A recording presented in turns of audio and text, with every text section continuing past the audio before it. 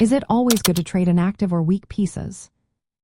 Have you ever wondered if trading your inactive or weak pieces in chess is always a smart move?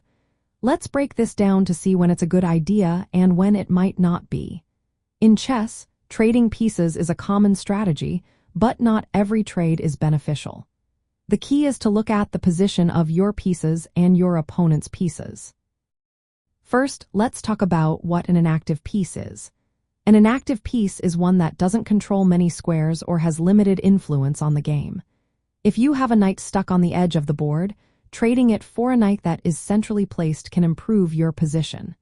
You are removing a weak piece and potentially reducing your opponent's activity. However, not all trades are about simply getting rid of weak pieces. The activity of a piece matters a lot. An active minor piece, like a bishop or knight that controls important squares, can be more valuable than a stronger piece that is not doing much. If you trade an active piece for a passive one, you might actually weaken your position, even if you gain material. When you consider trading, think about your goals. Each exchange should have a clear purpose. For instance, if you want to open lines for your rooks or improve the placement of your pieces, that's a good reason to trade. If you can exchange a central pawn to open a file for your rook, that's a purposeful trade that can enhance your position.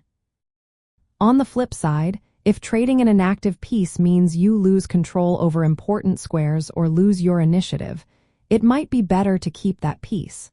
Sometimes, repositioning a piece can turn it from weak to strong.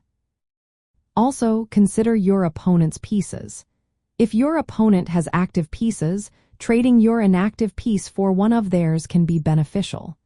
But if your opponent's pieces are less active, trading might relieving their cramped position, which is not ideal for you. Lastly, always analyze the consequences of your trades. Trading active pieces for passive ones without careful thought can lead to losing your initiative. Make sure you do not trade more valuable pieces for less valuable ones. Always keep an eye on the overall position and ensure that your trades serve your strategy rather than your opponent's plans.